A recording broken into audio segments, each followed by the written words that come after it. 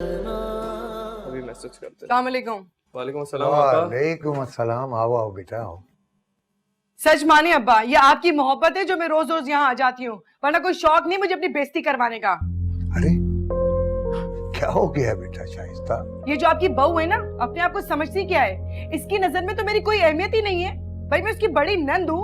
हाँ तो क्या कह दिया उस बेचारी ने तुम्हें? अच्छा, अब वो बेचारी है और आपकी नजर में मेरी तो कोई अहमियत ही नहीं है। भाई मैं आई थी तो कम से कम मेरे लिए चाय बिस्किट कुछ तो बना के रख दी। ये क्या तरीका है? अरे तो तुम्हें कुछ खाना है तो तुम बता दो बेटा, मैं अभी मंगवा देता हूँ। बताएं, मुझे बताएं। उसे भी एहसास होना चाहिए, मेरी खिदमत करे। सही कह रही हो ना? देखो शाइस्ता, वो तुम्हारी भाभी है। तुम्हारी माँ की वफात के बाद अब इस घर की मालकन वो है। तुम इस घर में 100 दफा आओ, लेकिन ये सोच समझ कर आना कि तुम इस घर की मेहमान बनकर आओगी, और अगर इस घर पर किसी का हक है तो वो इस घर की बहू का है।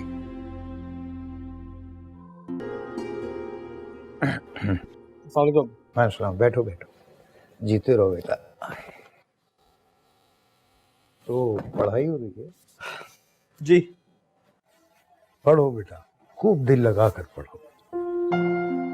तुम्हारे बड़े भाई ने तालीम तो ज्यादा हासिल नहीं की, लेकिन कारोबार माशाल्लाह इतना फैला दिया है कि मैं अब मुझे अब्दुल करीम साहब हो गया। मैं तो अब ये चाहता हूँ बेटा कि तुम खूब पढ़ो, तुम्हारी खूब इज्जत हो। बस आपकी दुआ होनी चाहिए, ऐसा ही होगा इंशाल्लाह। क्यों नहीं बेटा, वालिदैन अपनी औलाद को कभी भूल सकते हैं दुआ देने से? अब्बा, आपने उस रोज मुझे नवाब साहब के यहाँ भेजा था। हाँ, एक अमानत थी उनकी जो अमानतदार तक पहुंचानी थी। तुमने पहुंचा दी, मेरे दिल का बोझ हल्का हो गया बेटा।